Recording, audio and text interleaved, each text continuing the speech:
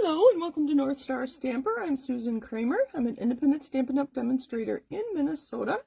I'm going to find myself here on my computer so I can make sure everything is looking good. Give me just a second. I will show you the card we're going to create real quick.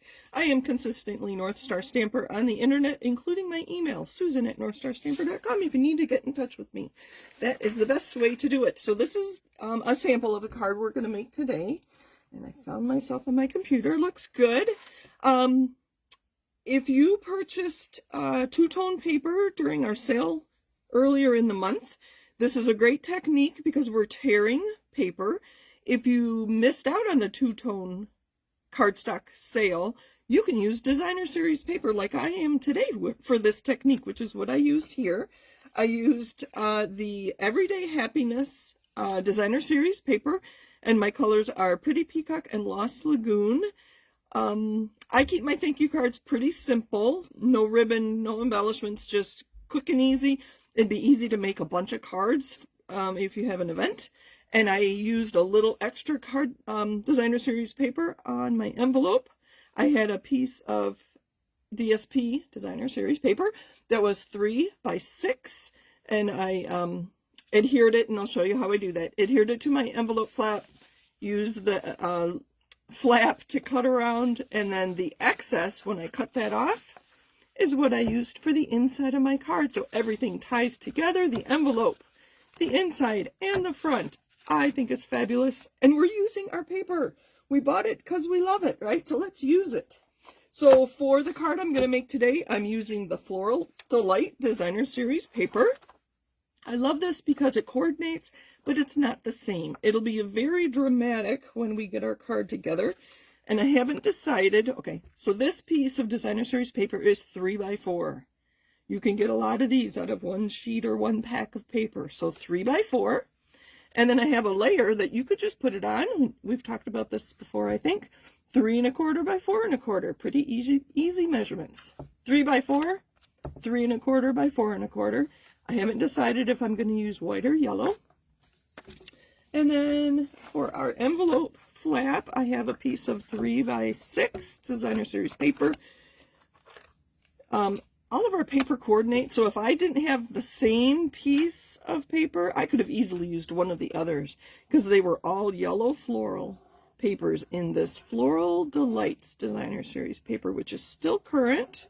They carried it over, I think, from the January through April mini catalog. I really do like the yellow flowers, so we're going to put that here. And I line it up with that score line. And using white glue, I can maneuver it a little bit. So I'm holding it while I burnish it. Ask me how I learned that, right? So I can trim this, and then this is the piece I'm going to cut straight to go on the inside of my card, like I did on this one.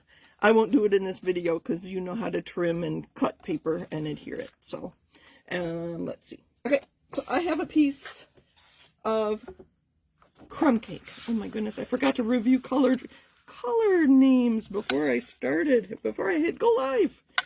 So, crumb cake, because I believe that is the color on the back of this. So I'm going to tear this. I'm going to tear it not in the middle because I like how this looks with a bigger piece on top and the smaller one on the bottom. So I'm going to tear it, about 2/3 of the way down. And when I tear towards myself, I leave that white edge. I really like the look of this, and I'm trying to go pretty straight. And then we can flip this over, and it'll expose our the back side of your paper. If they don't coordinate, use different papers and mix and match. So that was the idea I had when I was preparing for this video. All right, so we are going to put it in a landscape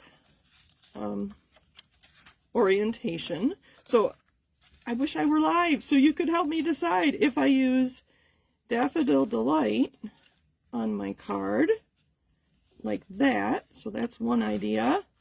Or if my original was, I was just going to use white, like this. If you want to make it really simple, put these really close together so you have just a little bit of reveal. You could just stamp your sentiment on the bottom there and be done.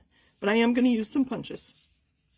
When I, let's see, let me decide which I want before I continue. So white, that's kind of nice, but I think I do like the coordinating. Since I already have it cut, we'll do that. All right. So I need some, let's get this out of the way for just a second. Some adhesive. Okay, let me back up just a second. When I punched my circle, I had a scrap, because this was a quarter sheet of Lost Lagoon. I had a scrap and I punched my circle for my layer here. And you know me, all about the frugal. I'm going to punch from this layer. I'm going to go more towards the middle.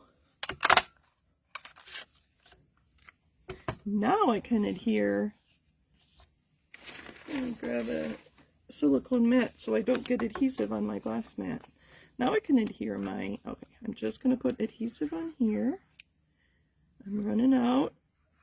Good thing the order I placed on Friday has more green glue in it. My favorite adhesive, so many uses, but you have to, there is a learning curve. Okay, so I do want this one first, because I like how, where'd my card go? I like how this layers. So I'm going to put it near the bottom, but I'm going to make sure you can see some of that yellow. Daffodil tonight, delight, not yellow, right? And then this one I'm going to put more towards the top. And with my green glue, I can make sure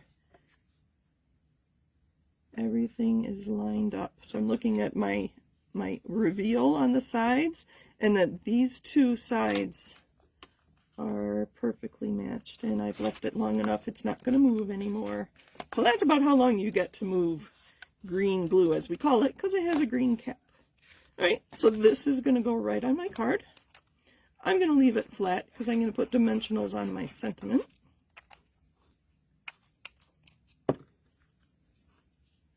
And I'm going to center this. Again, green glue. I had a minute to move it. I see not all of my edges are flat, so I'm just going to use my bone folder all the way around to even out those edges. All right, then we're going to put our circle here. I think I'm going to go off the edge so that you can see it compared to the crumb cake. And then I have a scrap and my stamp and my ink, Old Olive in this case, because it coordinates with our designer series paper. And the stamp set I'm using is Tags of Thanks. Very basic sentiments, but I love them. I've been using the For You and Thank You a lot. So no birthday on this one, but you're the best. I know, some of them would work for birthdays, but there is no happy birthday in that stamp set. Thank you. Nice, big, bold. You want a well-inked ink pad for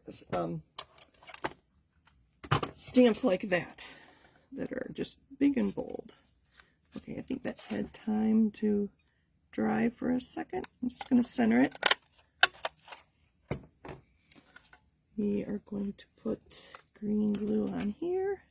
I'm almost done, so I imagine some of you are leaving and moving on to your next video, so thank you for joining me today. Happy stamping. I'll put that there.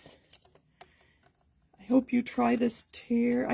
I did look at a video. I didn't look at a video. I looked to see if other people had done this technique with designer series paper, and I had found some. One lady called it a rip and flip.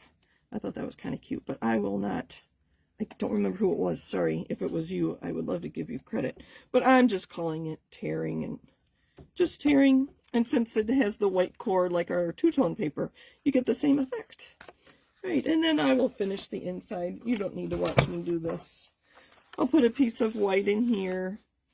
And then after I trim with my scissors around there, I'm going to cut this piece to 5 inches long, and it'll complete my card so that these all match, just like this one does.